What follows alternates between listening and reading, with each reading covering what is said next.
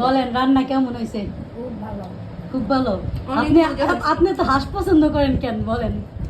গরুর মাংস কেমন হয়েছে রান্না? খুব টেস্ট হয়েছে। ধন্যবাদ দেন। ধন্যবাদ। গুলবাহার কি একটা জ্বালা কত দেহি, একজন খাইব হাঁস আরেকজন বলে খাবে গরুর মাংস। ভাবছিলাম এক পদ রাইন দেয় সারুম, হেডা কি আর আমার কপালে আছে? অহন আমারে হাঁস গরু দুইটাই রান তৈল। হ্যালো এভরিওয়ান, আসসালামু আলাইকুম।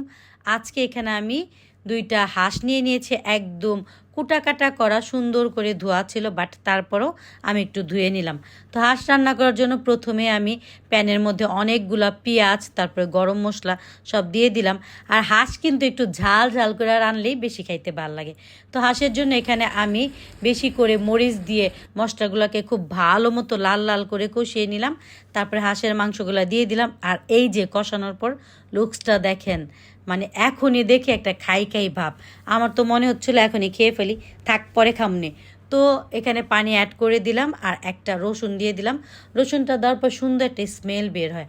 আর এদিকে হচ্ছে আমি গরুর মাংস রান্না করব একদম হাতে মেখে। তো সব রকম মশলা দিয়ে গরুর মাংসটাকে একদম হাতে মেখে ম্যারিনেট করে রেখে দিলাম। তারপরে চুলায় বসিয়ে কষানোর পরে পানি অ্যাড করে দিয়েছি। তো গরুর মাংস আরেকটু রান্না বাকি আছে। আর যেহেতু দুজন দুই রকম মাংস খাবে, আর রুটি কিন্তু সবাই খাবে, এখানে চালের রুটি দুজনেরই পছন্দ। ও আপনাদের সাথে তো শেয়ার করাই হলো না আমি কাদের জন্য আজকে হাঁস আর গরু রান্না করছি। আজকে আমি রান্না করছি আমার দুই গুলবাহার, আমার মা আর শাশুড়ির জন্য।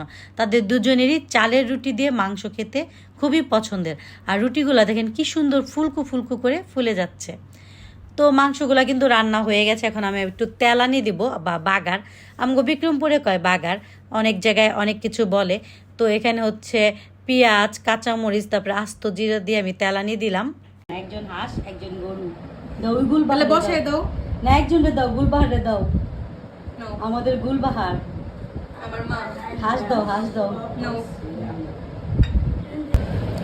বলেন রান্না কেমন হয়েছে? খুব ভালো। খুব ভালো। আপনি তো হাঁস পছন্দ করেন কেন বলেন? আম্মু হাসি খুশি তাই। আরেকজন গরু। হাঁসের মাংসটা না দেখতে যতটা লোভনীয় হয়েছিল, খেতে কিন্তু তার চাইতেও অনেক বেশি মজা হয়েছে। সবাই খেয়ে বলেছে আর আমার কাছেও খেয়ে অনেক ভালো লেগেছে। আর গরুর মাংসটা কিন্তু আমি একটু ঝোল ঝোল রেখেছি, যেহেতু চালের রুটি দিয়ে খাওয়া হবে, একটু ঝোল লাগবে। এই যে আমার আরেক গুলবাহারকে আমি খাবার দিচ্ছি, উনি তো আবার হাঁস খায় না, ওনার জন্য গরুর মাংসের ঝোল আর সাথে ছিল চাউলের পাতলা পাতলা রুটি। তো সেটা দেখে সে খুব খুশি হয়েছে। আর এখন হচ্ছে খেয়ে দেখবে আর খাবার পরে রিভিউ দিবে। আপনার গরুর মাংস কেমন হয়েছে রান্না? খুব টেস্ট হয়েছে। ধন্যবাদ দেন। ধন্যবাদ।